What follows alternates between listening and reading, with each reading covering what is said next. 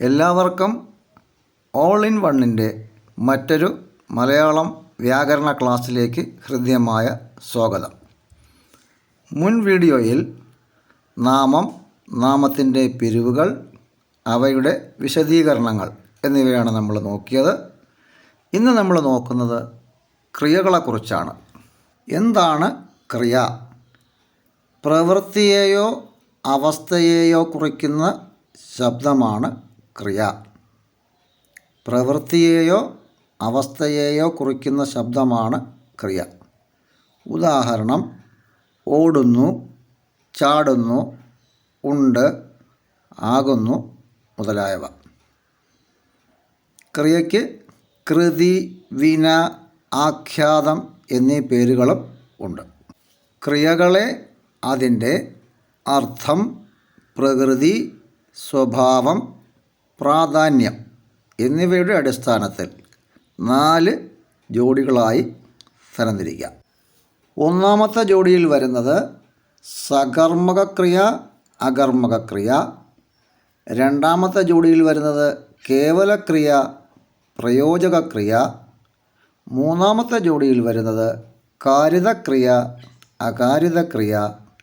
നാലാമത്തെ ജോഡിയിൽ വരുന്നത് മുറ്റുവിന, പറ്റുവിന.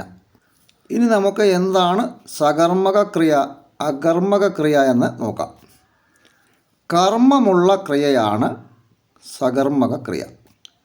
ഉദാഹരണം: അച്ഛൻ മകനെ തല്ലി. ഇതിൽ തല്ലി എന്ന ക്രിയ പൂർണ്ണമാകുന്നത് മകനെ എന്ന കർമ്മം ഉള്ളതുകൊണ്ടാണ്. ക്ലിയറായല്ലോ? കർമ്മത്തിൻ്റെ അഭാവത്തിൽ ക്രിയയുടെ അർത്ഥം പൂർണ്ണമാണെങ്കിൽ അത്തരം ക്രിയകൾ അകർമ്മക ക്രിയകളായിരിക്കും.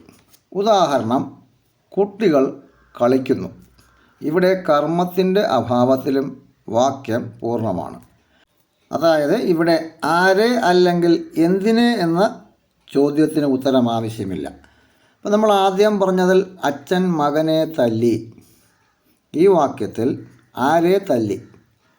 അപ്പോൾ അവിടെ മകനെയാണ് തല്ലിയത്. അപ്പോൾ ആ ചോദ്യത്തിന് പ്രസക്തിയുണ്ട്.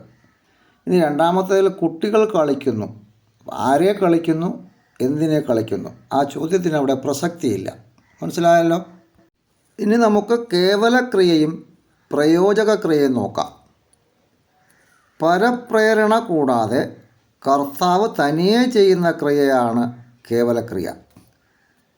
വർത്തമാനകാല രൂപങ്ങളാണ് കേവലക്രിയകൾ. ഉദാഹരണം: എഴുതുന്നു, പാടുന്നു, നീന്തുന്നു മുതലായവ. പരപ്രേരണയോട് കൂടിയ ക്രിയയാണ് പ്രയോജകക്രിയ. എഴുതിപ്പിക്കുന്നു, പാടിപ്പിക്കുന്നു, നീന്തിപ്പിക്കുന്നു. ഇതിൽ ഇപ്പി എന്ന രൂപം കാണുന്നു. അത് മനസ്സിലാക്കി വയ്ക്കുക. ഇനി നമുക്ക് കാരിതക്രിയയും അകാരിതക്രിയയും നോക്കാം. ക്രിയാപദത്തിൽ ഉക്കു എന്ന അക്ഷരമുണ്ടായാൽ അത്തരം ക്രിയകളെ കാരിതക്രിയകൾ എന്ന് വിളിക്കുന്നു. ഉദാഹരണം: കളിക്കുന്നു, പഠിക്കുന്നു. അപ്പോൾ ഇക്കു എന്ന അക്ഷരം അവിടെ വരുന്നുണ്ട്. ഇനി ക്രിയാപദത്തിൽ ഉക്കു എന്ന അക്ഷരം ഇല്ല എങ്കിൽ അത് എന്താണ്? അകാരിതക്രിയയാണ്. ഉദാഹരണം: ഓടുന്നു, കാണുന്നു, പാടുന്നു. അവിടെ ഇക്കു എന്ന അക്ഷരം വരുന്നില്ല. ഇനി നമുക്ക് മുറ്റുവിന, പറ്റുവിന എന്താണെന്ന് നോക്കാം. ഇപ്പോൾ വിന എന്നാൽ ക്രിയ എന്നാണ് അർത്ഥം, നമ്മൾ പറഞ്ഞു കഴിഞ്ഞു. മുറ്റിയത് എന്നാൽ പൂർണ്ണമായത് എന്നാണ് അർത്ഥം, അതായത് പൂർണ്ണക്രിയ. മറ്റൊരു പദത്തിനും കീഴടങ്ങാത്ത സ്വതന്ത്രമായി നിൽക്കുന്ന ക്രിയയാണ് മുറ്റുവിന. ഉദാഹരണം: വായിച്ചു, നോക്കി, കണ്ടു, പോയി. അതേസമയം നാമത്തെയോ ക്രിയയെയോ ആശ്രയിച്ച് നിൽക്കുന്ന അപൂർണ ക്രിയകളാണ് പറ്റുവിനകൾ.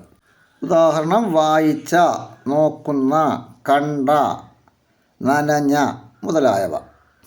ഇനി നമുക്ക് പറ്റുവിനയുടെ പിരിവുകൾ ഏതെന്ന് നോക്കാം. പറ്റുവിനയെ പേരച്ചമെന്നും വിനയച്ചമെന്നും രണ്ടായി തരംതിരിക്കുന്നു.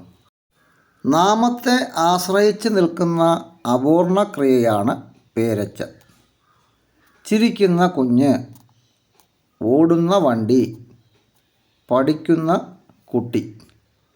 ഇവിടെ കുഞ്ഞ്, വണ്ടി, കുട്ടി എന്നീ നാമങ്ങളെ ആശ്രയിച്ചാണ് ചിരിക്കുന്ന, ഓടുന്ന, പഠിക്കുന്ന എന്നീ ക്രിയകൾ നിൽക്കുന്നത്. ഇനി വിനയച്ചം എന്താണെന്നറിയണ്ടേ? ഒരു ക്രിയയെ ആശ്രയിച്ച് നിൽക്കുന്ന അപൂർണ ക്രിയയാണ് വിനയച്ചം. ഉദാഹരണം: പറിച്ചു നട്ടു, പഠിക്കാൻ പോയി, ഓടി വന്നു. ഇവയിൽ നട്ടു, പോയി, വന്നു എന്നീ ക്രിയകളെ ആശ്രയിച്ച് നിൽക്കുന്നു ഏത്? പറിച്ചു, പഠിക്കാൻ, ഓടി എന്ന് പറയുന്ന അപൂർണ ക്രിയകൾ. ഇനി നമുക്ക് വിനയച്ചത്തിൻ്റെ പിരിവുകൾ ഏതെന്ന് നോക്കാം.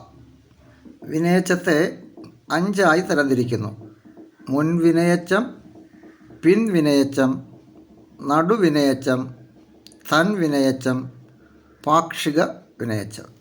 എന്താണ് മുൻവിനയച്ചം? പൂർണ്ണക്രിയകൾക്ക് മുമ്പ് നടക്കുന്ന അപൂർണ ക്രിയകളാണ് മുൻവിനയച്ചം. ഉദാഹരണം: ചാടിപ്പോയി, നോക്കി നിന്നു, കയറിച്ചെന്നു. ഇവിടെ പ്രത്യയത്തിൻ്റെ ആവശ്യം ഇല്ല. ഇനി പിൻവിനയച്ചം എന്താണെന്ന് നോക്കാം. പ്രധാന ക്രിയയ്ക്ക് ശേഷം വരുന്ന അപൂർണ ക്രിയയാണ് പിൻവിനയച്ചം. ഉദാഹരണം: കളിക്കാൻ പോയി, കാണാൻ വന്നു. ആൻ എന്ന പ്രത്യയം ഇവിടെ ചേർക്കാം. ഇനി അടുത്തത് നടുവിനയച്ചം. കേവലമായ ക്രിയാരൂപത്തെ കാണിക്കുന്നതാണ് ഏത്? നടുവിനയച്ചം. ഉദാഹരണം: കാണുക വേണം, പറയുക വേണം.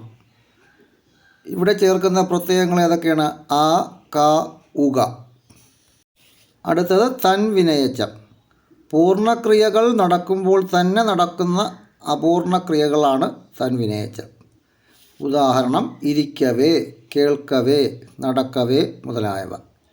ഏ, അവേ എന്നീ പ്രത്യയങ്ങൾ ഇവിടെ ചേർക്കാം. അടുത്തതും അവസാനത്തതുമായിട്ടുള്ള വിനയച്ചമാണ് പാക്ഷിക വിനയച്ചം. പൂർണ്ണക്രിയ നടക്കണമെങ്കിൽ നടക്കേണ്ട അപൂർണ ക്രിയയാണ് പാക്ഷിക വിനയച്ചം.